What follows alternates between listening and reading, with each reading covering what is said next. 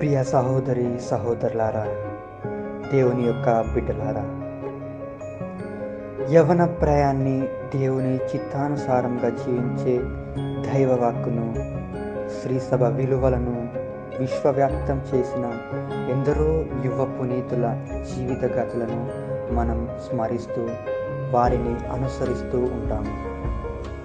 Jeans మరియు T shirt వేసుకున్న నేటి తరానికి సంబంధించిన ఒక యువకుడు త్వరలో పునీతులలో ఒక్కరిగా చేరబోతున్నాడు.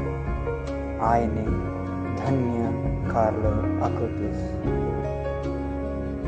ఈ మధ్యన విశ్వాసుల సందనాశార్థం ఈయన సమాధిని తెరిచారు. చెక్కు చెదరని దేహముతో జీన్స్ మరియు టీషర్ట్తో దర్శనమిస్తున్న ఈయన ఫోటోలు సామాజిక మాధ్యమాలలో దర్శనమిస్తున్నాయి. దీనితో ఆయన గురించి తెలుసుకోవాలని ఆసక్తి అందరికీ మొదలైంది. అసలు ఎవరు ఈ కార్లో అక్యూటిస్? ఈయన జీవిత విశేషాలు ఏమిటి? మనం ఇప్పుడు తెలుసుకుందాం.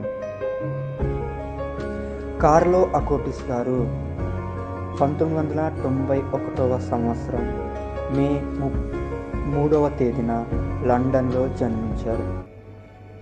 ఈయన తల్లిదండ్రులు ఆండ్రియా మరియు ఆంటోనియో సల్జనియో. మొదట్లో వీరు లండన్లో నివసించేవారు. కార్లో గారు పుట్టిన కొన్ని నెలల తర్వాత వీరు మిలాన్లో స్థిరపడిపోయారు. కార్లో గారు తన ప్రాథమిక విద్యను అంతా మిలాన్లోనే పూర్తి చేశారు. కార్లో చిన్నతనం నుండే ప్రభు ప్రేమను గూర్చి దార్శనికతతో పెరిగారు. చిన్నతనంలోనే కార్లో ఎందరో పునీతుల ఆదర్శకులుగా పరిణగించుకొని వారు ముఖ్యంగా పునీత డొమినిక్ సావియో, అసిసిబురి ఫ్రాన్సిస్ లాంటి ఎందరో మహానుభావులను తన జీవిత ఆదర్శకులుగా పరిగణించుకునేవారు. తన చిన్నతనంలో అనగా తన 7వ ఏట దివ్యసప్రసాద దేవ ద్రవ్యనుమానాన్ని స్వీకరించారు. అప్పటి నుండి ప్రతి దినం దివ్యబలి పూజకు హాజరయ్యేవారు. పూజకు ప్రారంభం ముందు లేదా పూజ అనంతరం దివ్యసప్రసాద మందాసం ఎదుట గంటల తరబడి ప్రార్థించేవారు. అనుదిన జపమాల ధ్యానం, నియమ నిష్ఠలతో కూడిన ఉపవాసం, వారంలో ఒకసారి పాప సంకీర్తనం చేయడం లాంటివి తూచా తప్పకుండా ఆచరించేవారు. కార్లో గారికి పేదలంటే పరమ ప్రీతి.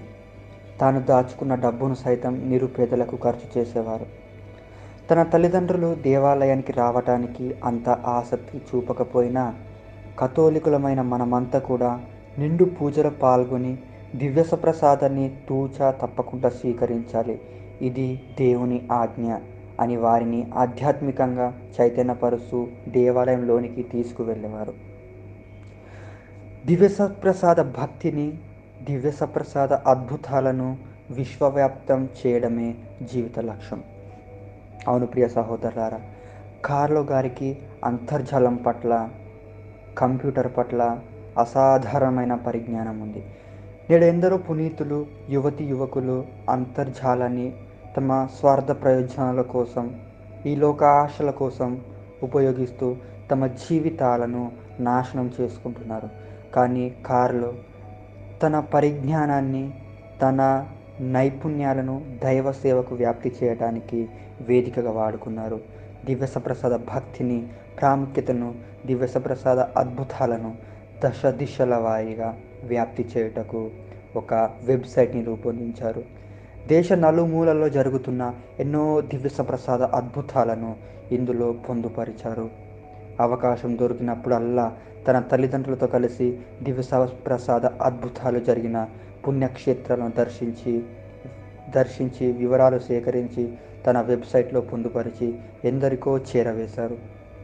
5 ఖండాలలో వివిధ ప్రదేశాలలో మొత్తం 136 దివ్యసప్రసాద అద్భుతాలు జరిగినట్లు శ్రీసభ నిర్ధారించింది.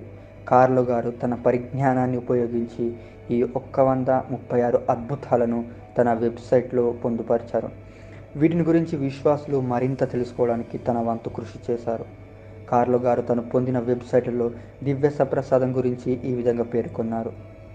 మనం ఎక్కువసార్లు భక్తి విశ్వాసాలతో దివ్య సప్రసాదాన్ని స్వీకరిస్తే క్రీస్తుతో అంత సారూప్యత కలిగి ఉంటాము అని ఆయన పేర్కొన్నారు.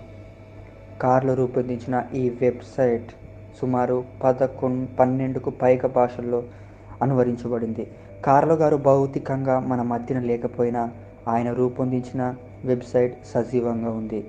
ఎందరికో దివ్య సప్రసాద అద్భుతాలను గురించి వెల్లడి చేస్తున్నది. కార్లో గారు పరమానందించిన అనంతరం కొందరు బృందంగా ఏర్పడి ఈ వెబ్సైట్ బాధ్యతలను తమ భుజస్కంధాల మీద వేసుకొని నిర్వహణను కొనసాగిస్తున్నారు. కార్లో గారి ఆశయ సాధనకు కృషి చేస్తున్నారు.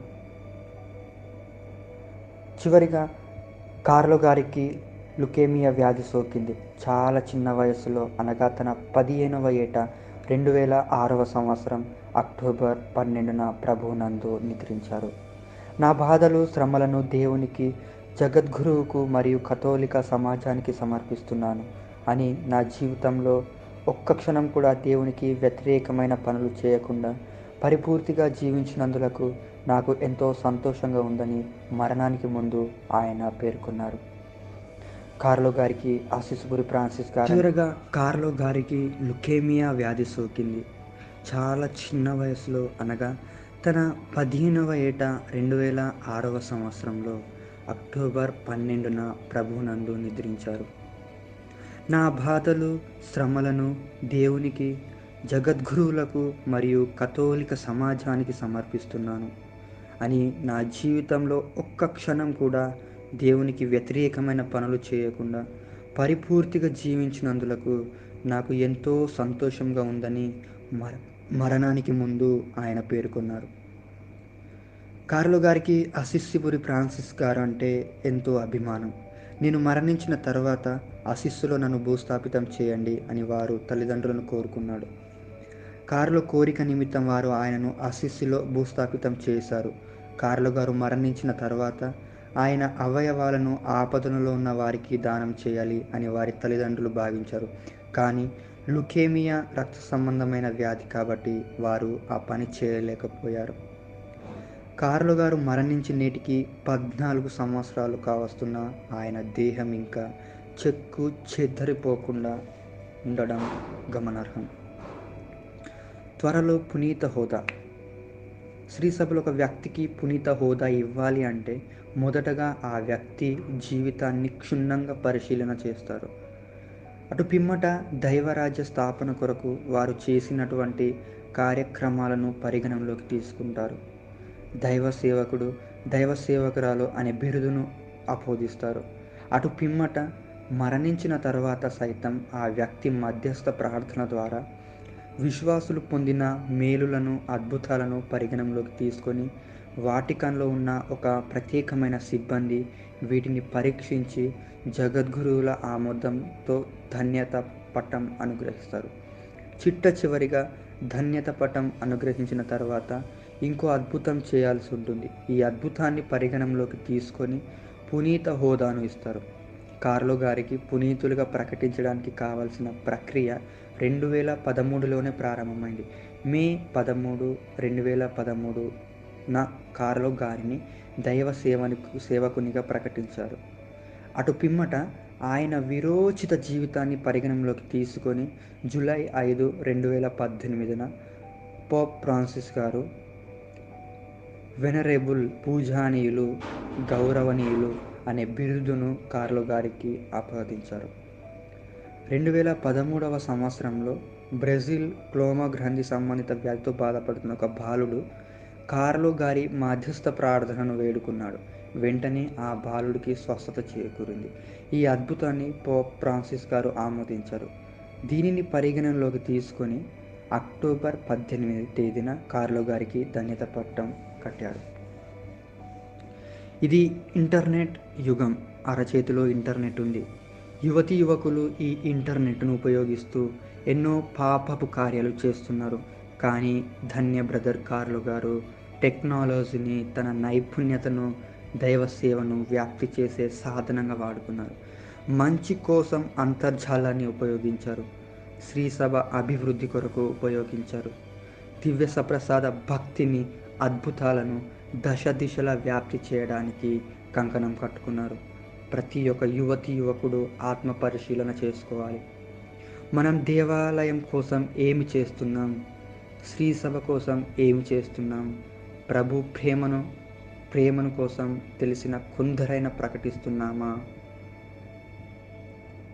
ఆత్మ పరిశీలన చేసుకోవాలి. కాబట్టి ప్రియ సహోదరి సహోదరులారా, ఈ యవ్వన జీవితాన్ని మన ఇష్టానుసారం కాకుండా దేవుని చిత్తానుసారంగా జీవించాలి. అట్టి శక్తిని, అట్టి సంకల్పాన్ని దయచేయమని ధన్య బ్రదర్ కార్లో అక్యూటిస్ గారి మధ్యస్థ ప్రార్థన సహాయాన్ని వేడుకుందాం. పిత, పుత్ర, పవిత్రాత్మ నామమున ఆమేన్.